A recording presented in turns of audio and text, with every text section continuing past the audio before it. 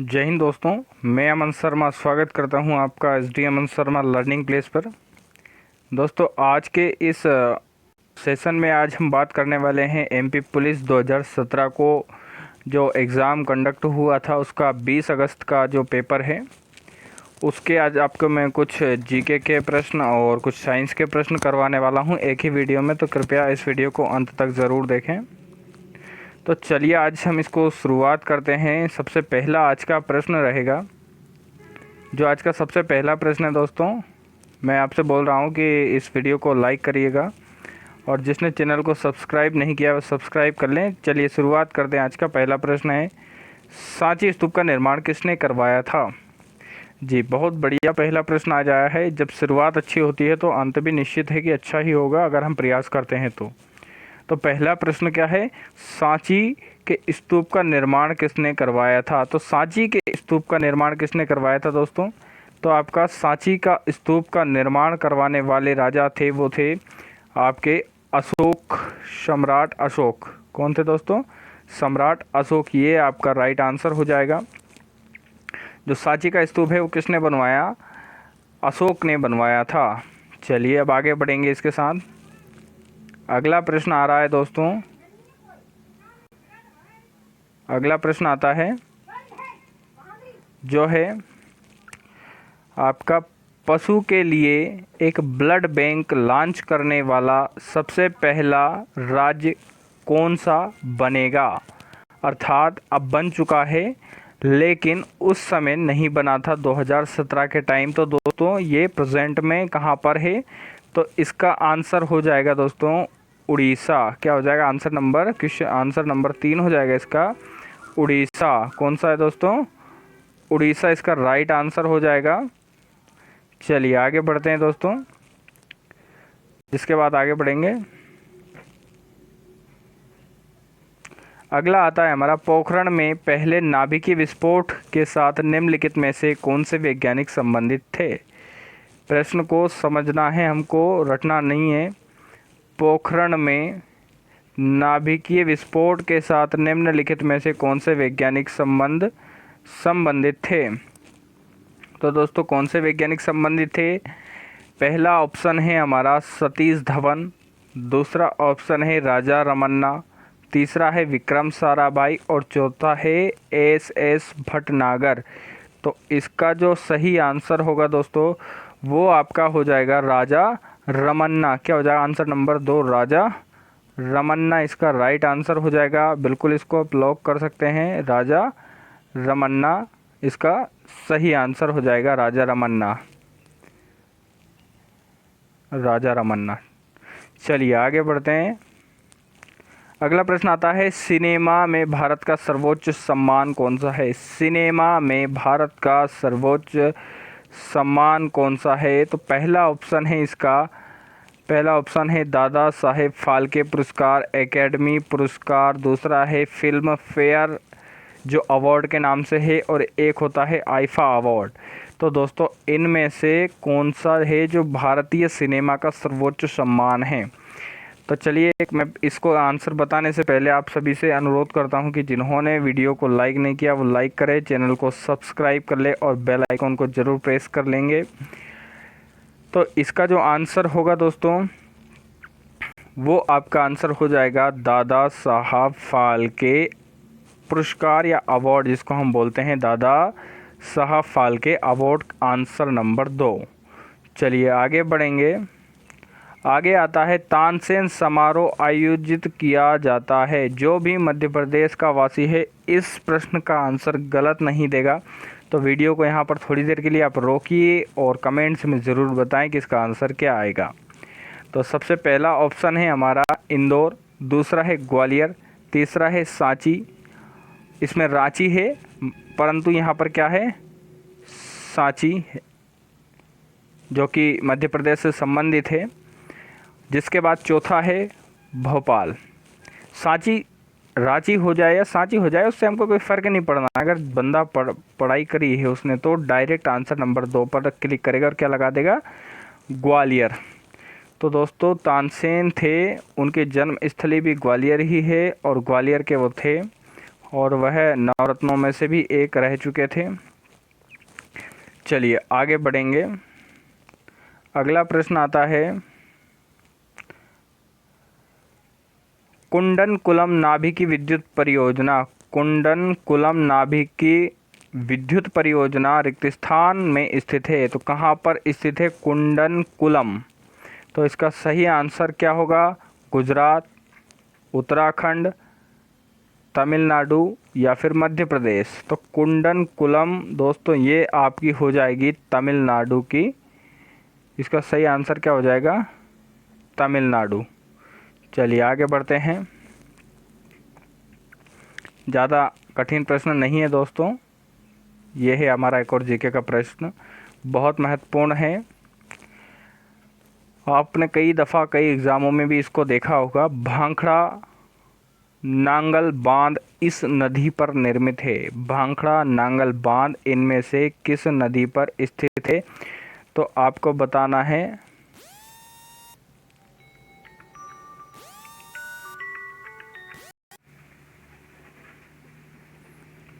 तो भांखड़ा नांगल बांध कहाँ पर है?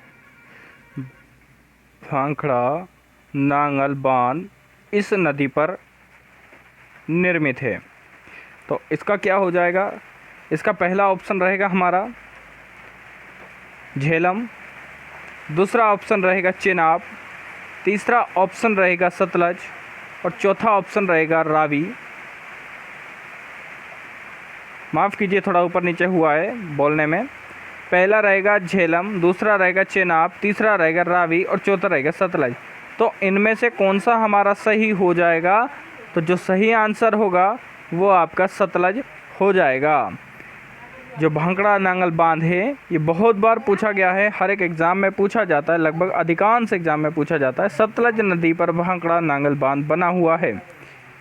इसके बाद में अगला प्रश्न आता है अपना, वो है जनगणना के अनुसार, कौन सी जनगणना के अनुसार? 2011 की जनगणना के अनुसार मध्य प्रदेश की औसत साक्षरता कितनी है? 2011 और अपन को क्या बतानी है? औसत साक्षरता दर, साक्षरता।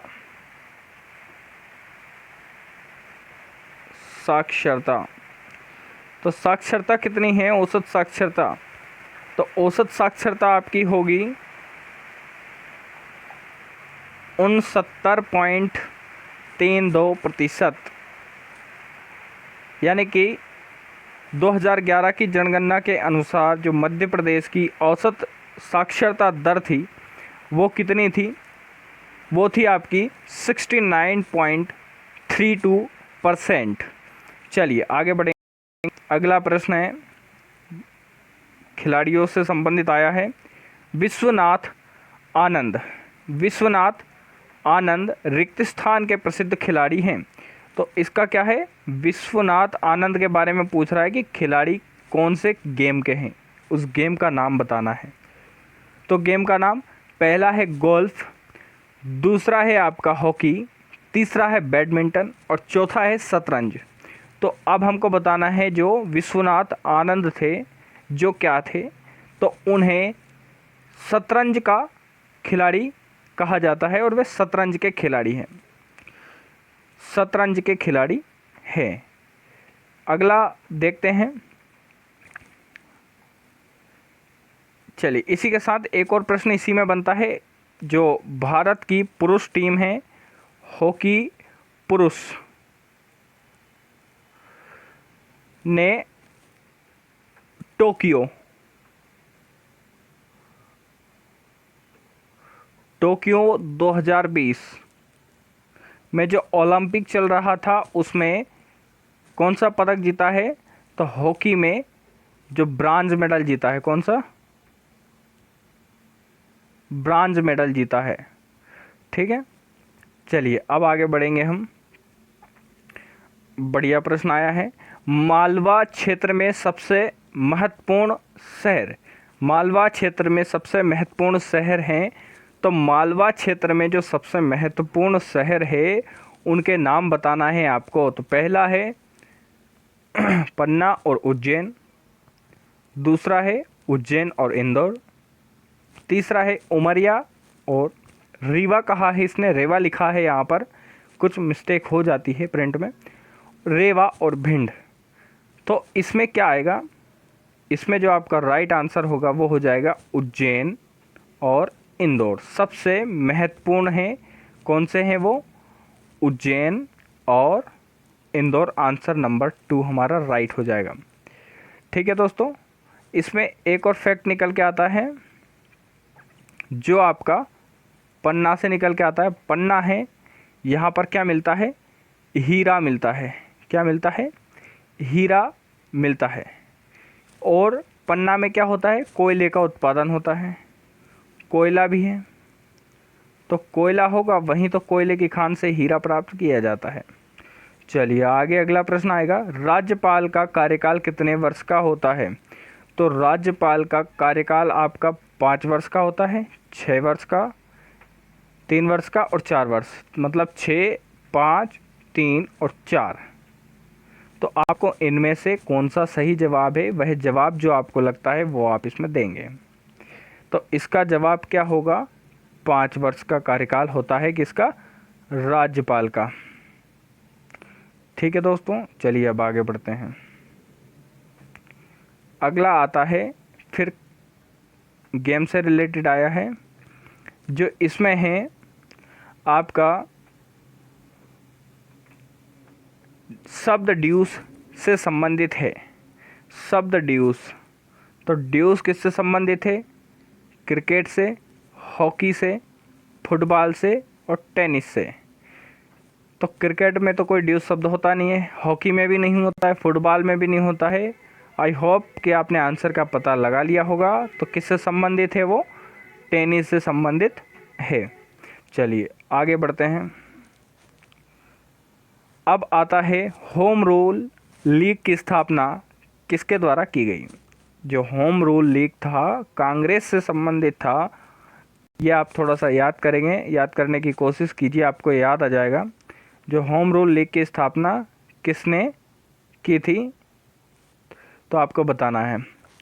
पहला है बाल गंगाधर तिलक, दूसरा है PS मेहता, तीसरा है SN बनर्जी, चौथा है एनी बेसेंट। तो दोस्तों इसमें से सही जवाब क्या होगा आपका, वो आपका हो जाएगा एनी बेसेंट। एनी बेसेंट इसका सही जवाब हो जाएगा। किसके लिए, होम रूल लीग के लिए। किसके लिए, होम रूल लीग के लिए। चलिए अगला प्रश्न पढ़ते हैं। अगला आ रहा है, पहले गैर भारतीय, या माफ़ कीजिए, पहला गैर अमेरिकी time person of the year कौन था। पहला गैर भारतीय, यानी कि पहले की बात कर रहा है, वर्तमान की बात नहीं हो रही, पहला नंबर फर्स्ट की बात चल रही है। तो पहला था वो क्या था, इंदिरा नूई, महात्मा गांधी, JRD टाटा और चौथा Narendra Modi.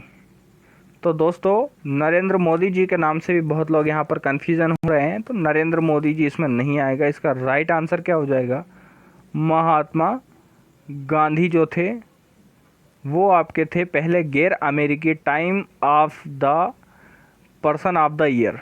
Time person of the year, पहले गैर अमेरिकी मतलब अमेरिका से बाहर, गैर अमेरिकी मतलब जो अमेरिका के नहीं थे, के बारे में बताया है। अगला प्रश्न देखेंगे। अगला प्रश्न आ रहा है 2016, एक मिनट रुक जाइएगा, 2016 में महिला एकल चीन ओपन बैडमिंटन टूर्नामेंट किसने जीता।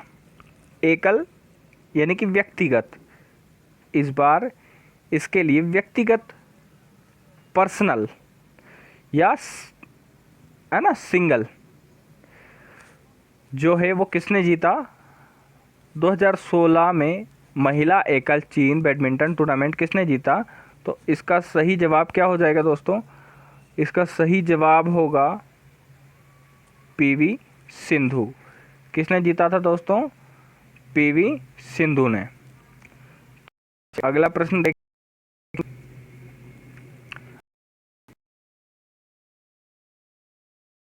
ग्वालियर में पैदा हुए प्रसिद्ध सरोद वादक कौन थे? जो ग्वालियर में पैदा हुए हैं, तो हम देखेंगे इसमें से कि किसकी बात कर रहा है वो। तो हमको पूछ रहा है सरोद वादक। तो सरोद तो भाई एक ही आदमी बजाते हैं, वो कौन है? अमजद अली खान। बहुत अच्छा सरोद वादक है ये, बहुत अच्छा बजाते हैं ये सरोद को। चलिए, सरोद को कौन अच्छा बजाते हैं? ग्वालियर में पैदा हुए अमजद अली खान। अगला प्रश्न देखेंगे। 2016 में असाधारण शौर्य के लिए अंतर्राष्ट्रीय समुद्री संगठन का पुरस्कार किसे प्रदान किया गया था? 2016 की बात करिए। ये सारे पेपर जो अभी मैं आपको समझा रहा हूँ ये 2017 के एग्ज़ाम में पूछे गए हैं। आप एक बात को नोटिस कर रहे होंगे कि जो करंट के क्वेश्चन आ रहे हैं वे सब 16 से या एक आध साल पहले जो गेम्स हुए हैं उनमें से बन करके आ रहे हैं। इस बार भी आपको ओलंपिक पर अपनी कड़ी निगरानी रखनी है। ओलंपिक का प्रत्येक क्वेश्चन आपको बनेगा, उस पर ध्यान देना है। भारत को अब मैं एक प्रश्न करता हूँ, उसका आंसर आप देंगे। ये आपके लिए है, ये प्रश्न है आपके लिए। जो भारत को ओलंपिक 2020 में पहला गोल्ड मेडल दिलाने वाले खिलाड़ी का नाम बताइए। जो भारत को पहला गोल्ड मेडल दिलाया 2020 के टोक्यो ओलंपिक में, गोल्ड दिलाने वाले, तो आप उनका नाम मुझे बताइए कमेंट्स बॉक्स में लिखकर। पहला गोल्ड। आगे बढ़ते हैं। चलिए, यही प्रश्न चल रहा था। 2016 में समुद्र में असाधारण शौर्य के लिए अंतर्राष्ट्रीय समुद्री संगठन का पुरस्कार किसको प्रदान किया गया? तो किसे प्रदान किया गया? कप्तान उर्वशी, कप्तान राधिका मेनन, लेफ्टिनेंट गनेव लाल जी और लेफ्टिनेंट कमांडर प्रिया कुमार जैन। तो इनका जो सही है आंसर हो जाएगा इसका, वो क्या हो जाएगा? इसका सही आंसर हो जाएगा कप्तान यानी कि कैप्टन राधिका मेनन। इसका जो सही आंसर होगा वो क्या होगा? कप्तान राधिका मेनन। चलिए आगे बढ़ेंगे।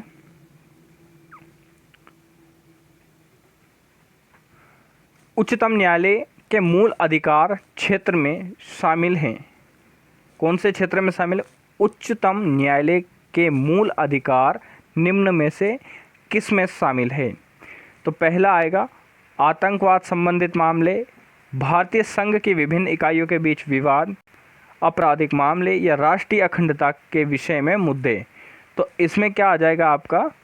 इसका जो सही आंसर हो जाएगा आपका वो होगा, क्वेश्चन का जो आंसर नंबर दूसरा है, ऑप्शन नंबर 2, वो आपका इसका राइट आंसर हो जाएगा। भारतीय संघ की विभिन्न इकाइयों के बीच विवाद। चलिए अगला प्रश्न देखेंगे। भारत है ना, वे भारतीय जिन्हें रमन मैग्सेसे 2016 से सम्मानित किया गया है वे टीएम कृष्णन के साथ में थे। ये तो इसने दे दिए कि वे कृष्णन और कोई एक था।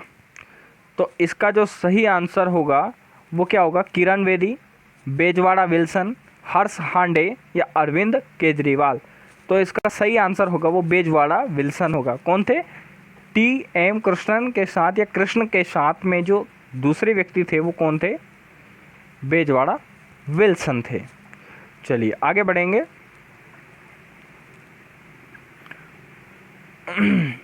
ये आपके जीके के क्वेश्चन अधिकांश थे जो कंप्लीट करवा दिए हैं। इसके बाद में आपका जो साइंस है अब उस पर चर्चा करेंगे हम। जो साइंस है उसको भी बहुत अच्छे से आपको कंप्लीट करवा रहे हैं। जुड़े रहिए एस डी अमन शर्मा लर्निंग प्लेस के साथ में। एस डी अमन शर्मा चैनल आप सर्च करिए। अभी आप डायरेक्ट देख रहे हैं, चैनल को सब्सक्राइब करिए, बेल आइकॉन को प्रेस करना ना भूलें ताकि 2021 में जो एमपी पुलिस कांस्टेबल की जो वैकेंसी है इस बार उसमें आपको क्वालिफाई करना है। तो लगे रहिए एस डी अमन शर्मा के साथ। चैनल को सब्सक्राइब कर लीजिए, बेल आइकॉन को ऑन ज़रूर करिएगा। काफ़ी नीचे आते हैं, कई बार मिक्स करके भी दे देते हैं और इस बार चलिए, ये मिले साइंस के प्रश्न हमको। यहाँ से स्टार्ट होता है। जो पहला है हमारा, plaster of Paris. Plaster of Paris इनमें, प्लास्टर ऑफ पेरिस को इनमें संग्रहित करते हैं। प्लास्टर ऑफ पेरिस को इनमें संग्रहित करते हैं। साइंस है, बढ़िया लेवल का साइंस आ रहा है। धातु पात्र में करते हैं। प्लास्टर ऑफ पेरिस को POP के नाम से भी जानते हैं। प्लास्टर ऑफ पेरिस, प्लास्टर का P, O का ऑफ का O और पेरिस का मतलब P, इसलिए इसको शॉर्ट नाम क्या दे दिया, प्लास्टर ऑफ पेरिस।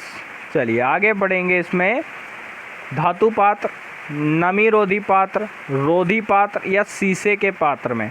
तो देखिए, प्लास्टर ऑफ पेरिस का यूज़ कब किया जाता है ये हमको पता होना चाहिए। अगर कहीं पर कोई फ्रैक्चर हो जाता है या अन्य कोई इंजरीज हो जाती है शरीर में, तो उस समय उसको स्थायी रखने के लिए उसको कवर किया जाता है प्लास्टर ऑफ पेरिस से। तो दोस्तों, इसको किस में रखा जाएगा ताकि ये ख़राब ना हो, तो इसके लिए नमी रोधी पात्र में इसको रखा जाएगा। किस में रखा जाएगा दोस्तों, नमी रोधी पात्र, मॉइस्चर प्रूफ कंटेनर। इंग्लिश में क्या होगा, मॉइस्चर प्रूफ कंटेनर में इसको रखा जाता है। इसके बाद अगला प्रश्न आ रहा है हमारा, जो है एक लोलक है। साइंस का ये फिजिक्स से रिलेटेड है। एक लोलक 8 सेकंड में 60 बार दोलन करता है।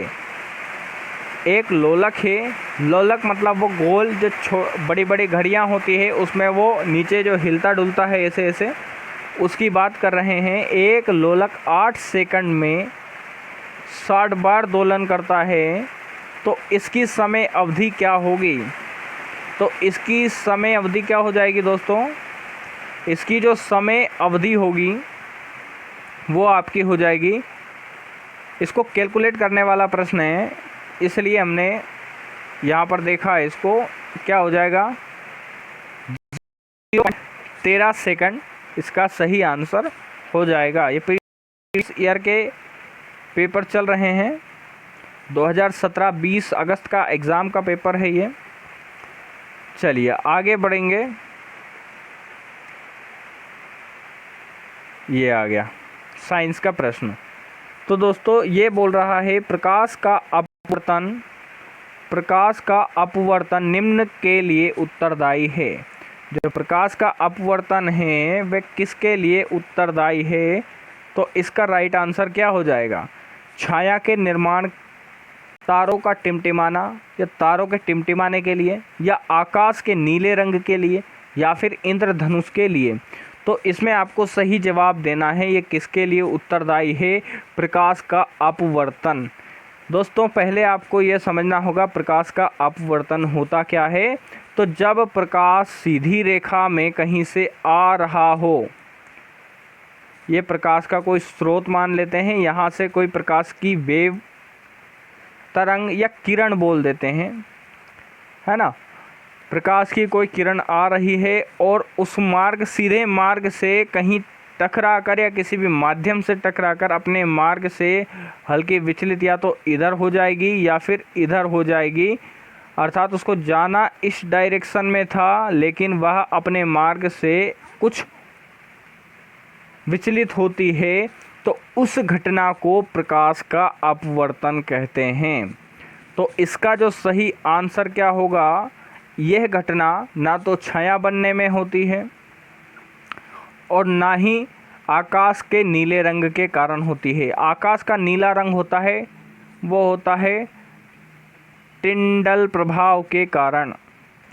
इंद्रधनुष का बनना प्रकाश के परावर्तन के कारण होता है। वो कौन सा, पूर्ण आंतरिक परावर्तन, पूर्ण आंतरिक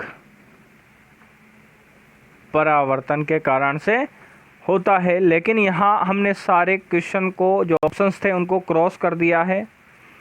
अब हमारे पास बचा है हमारा राइट आंसर, वो क्या हो जाएगा, वो अपना हो जाएगा तारों का टिमटिमाना। किसके कारण होता है ये? प्रकाश के अपवर्तन के कारण।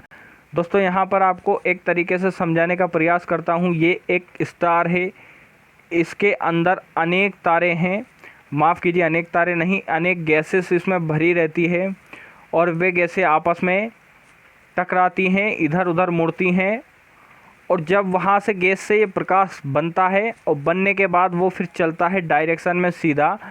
तो बीच में इस पर मैंने एक वीडियो भी अपलोड किया था, आप उसको भी देख सकते हैं, नीचे मिल जाएगा चैनल पेज पर जाने के बाद में। तो ऐसी जो वायु की लेयर्स होती हैं, अलग अलग लेयर्स होती हैं, बहुत सारी लेयर्स होती है, तो इन लेयर्स में टकराने के बाद में ये बदलाता जाता है, अपवर्तित होता जाता है, जिसके कारण से क्या होता है? आपका अपवर्तन होता है और तारे हमको टिमटिमाते हुए दिखाई देते हैं। जिसके बाद में अगला प्रश्न आता है, आगे बढ़ेंगे। चलिए, अब आया एक जीके टाइप का प्रश्न है, इसको पढ़ लेते हैं, समझ लेते हैं। भारत में तेल के कुएं कहाँ पाए जाते हैं? बहुत महत्वपूर्ण है। भारत में तेल के कुएं असम में पाए जाते हैं। कहाँ पर पाए जाते हैं? असम में पाए जाते हैं। चलिए अगला प्रश्न देखेंगे। निम्नलिखित में से उत्पाद को चिन्हित करना है आपको। निम्न में से उत्पाद को चिन्हित करिए। चिन्हित करना है किसको? उत्पाद को चिन्हित करना है। तो उत्पाद को हम चिन्हित करते हैं। इसमें से उत्पाद कौन सा है? हरी घास, जीवाणु, टिड्डा और ये मशरूम। दोस्तों इनमें से देखिए, जीवाणु उत्पादक नहीं होते हैं, टिड्डा उत्पादक नहीं होता है, मशरूम ये उत्पादक हो ही नहीं सकता। तो फिर बचा क्या हमारे लिए? घास। घास क्या है? ये उत्पादक श्रेणी में आते हैं। इन्हें उत्पादक इसलिए कहा जाता है कि ये पूरी खाद्य श्रृंखला को प्रभावित करता है। जो घास है ये पूरी खाद्य श्रृंखला को प्रभावित करता है। ठीक है दोस्तों, मैं जल्द से आपके लिए खाद्य श्रृंखला पर वीडियो लाऊंगा और उस खाद्य श्रृंखला में आपको सारी चीज़ें बताऊंगा कि ये कहाँ से चालू होता है, किस प्रकार से और कहाँ पर ख़त्म होता है खाद्य श्रृंखला, फूड चेन जिसको बोलते हैं।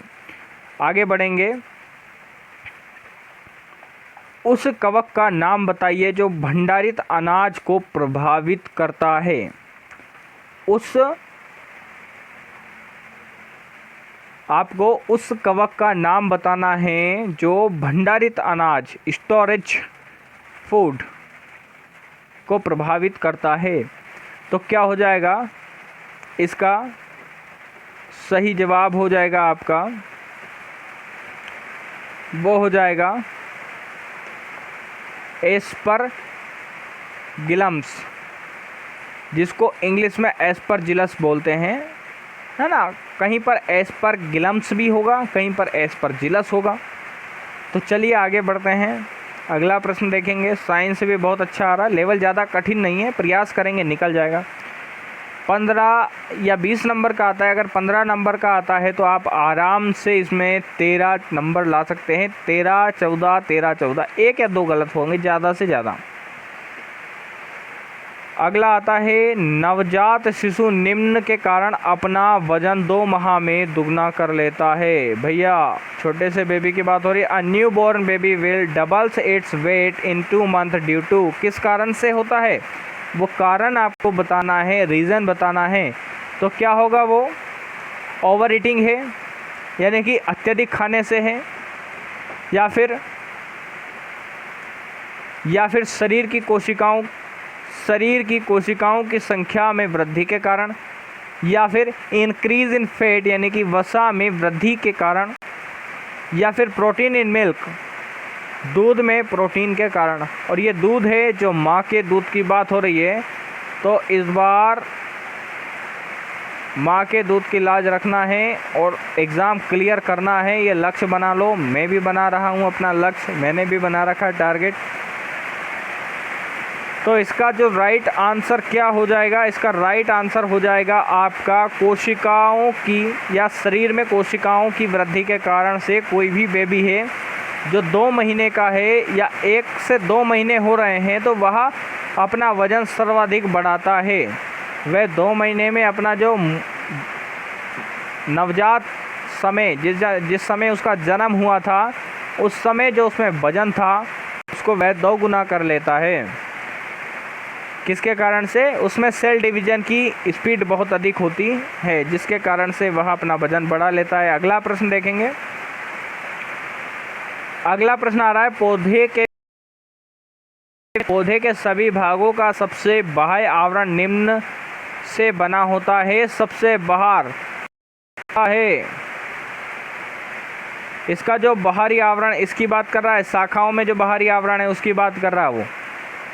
जो सबसे बाहरी आवरण है उसकी बात कर रहा है वो, जो कठोर होता है बाहरी एरिया, ये वाला एरिया जिसकी बात कर रहा है वो। तो इसमें क्या हो जाएगा? पौधे के सभी भागों का सबसे बाह्य आवरण निम्न का बना होता है। तो वो किसका होता है? फ्लोएम का होता है।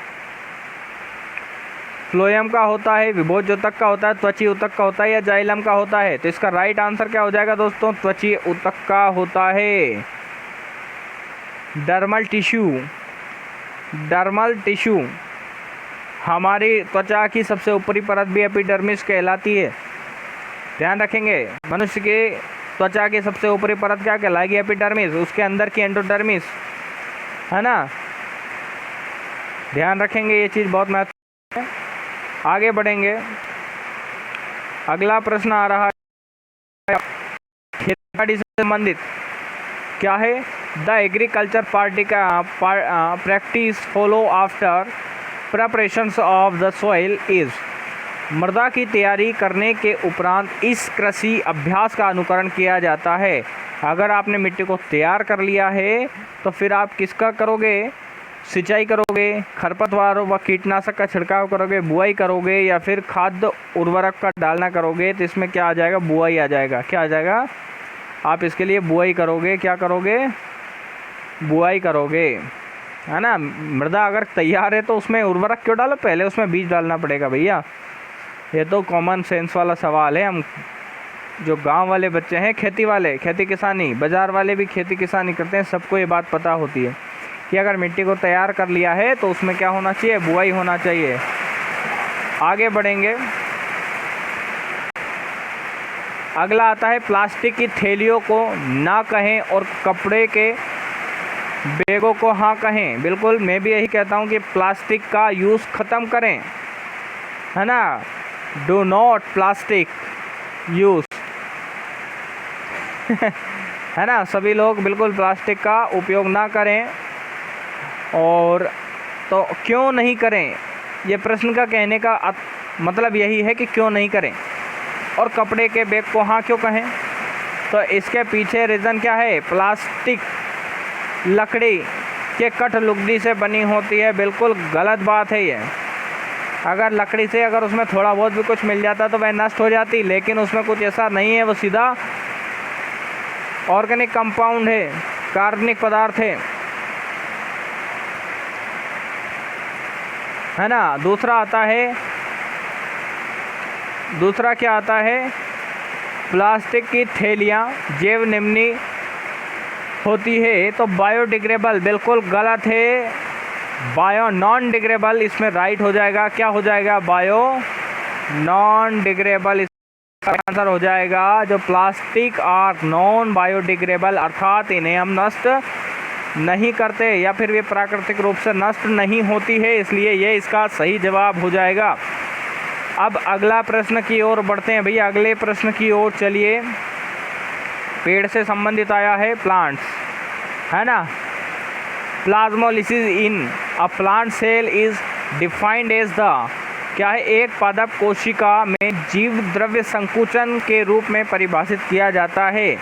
तो किस में परिभाषित किया जा सकता है? अल्प पराशरी माध्यम में जीव द्रव्य कला का विघटन होता है, या फिर केंद्रक का संकुचन होता है, या अति पराशरी माध्यम में कोशिका का संकुचन होता है।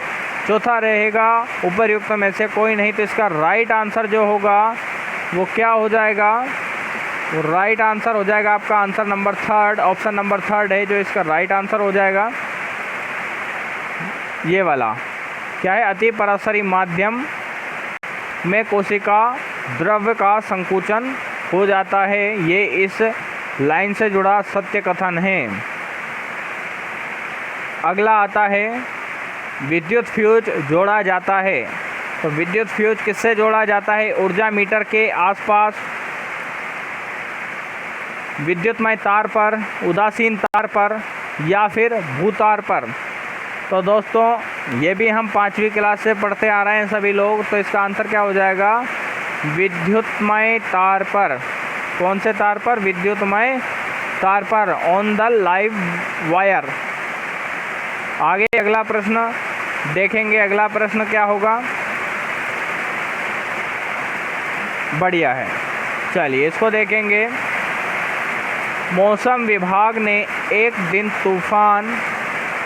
भारी तूफान और बिजली पूर्व अनुमान किया था और राधा एक छाता लेकर बाहर जाना चाहती थी, लेकिन उसे सलाह दी गई कि वह उसे ना ले जाए। देखो बरसात का मौसम वैसे भी चल रहा है, बिल्कुल छाते की बात सुनते ही एकदम बिल्कुल दिमाग में आ गया होगा कि छाते को मना क्यों किया है भैया। छाता क्यों मना कर देते हैं छाते के बारे में?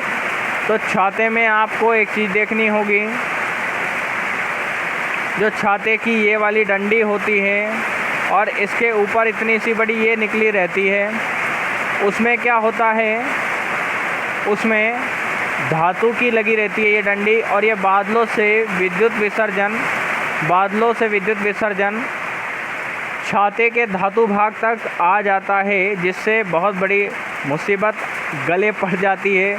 तो उम्मीद है आपको ये बात समझ में आ गई होगी। जो इसका पहला आंसर रहेगा वो राइट हो जाएगा। छाते का अब देखो कितने नॉनसेंस इसमें ऑप्शंस दिए हैं।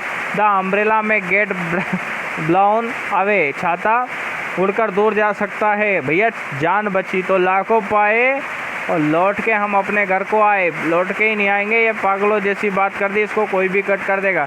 जंग लग जाएगा तो क्या छाता नहीं ले जाएंगे? वह पकड़ने से फिसलेगा, ये भी बिल्कुल गलत है। कोई भी पहली क्लास का दूसरी क्लास का बच्चा इसको बता देगा कि ये तीन तो गलत हैं। तो इसका राइट आंसर है वो क्या हो जाएगा आपका? ऑप्शन नंबर फर्स्ट इसका राइट आंसर हो जाएगा। चलिए आगे बढ़ेंगे।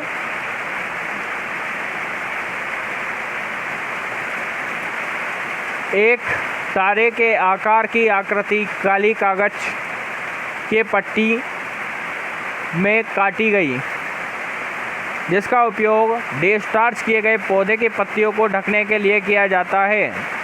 तो यह प्रदर्शित करने के लिए इस्तेमाल होता है कि प्रकाश संश्लेषण के लिए ज़रूरी है। प्रयोग के अंत में जब पत्ती को आयोडीन द्वारा स्टार्च के लिए परीक्षण किया गया था, तो पत्ती में तारे की आकृति ऐसी पाई गई। तो कौन सी पाई जाएगी? दोस्तों ये प्रैक्टिकल टाइप का क्वेश्चन है, इसको समझना पड़ेगा। तो इसका राइट आंसर क्या हो जाएगा? नीली काली। क्या हो जाएगा? नीली और काली। ठीक है दोस्तों, चलिए आगे बढ़ते हैं। नीली काली। तो ये हो गए आपके सारे क्वेश्चन ख़त्म। यहाँ पर मैंने आपका जीके और साइंस का जो 20 अगस्त 2017 का सेकंड शिफ्ट का जो पेपर था वो मैंने यहाँ पर सॉल्व करवा दिया है। लगभग इस वीडियो में हमने आपको 25 से 30 प्रश्न और 30 से भी ज़्यादा भी हो सकते हैं, काउंट नहीं किए हैं, को करवा दिया है।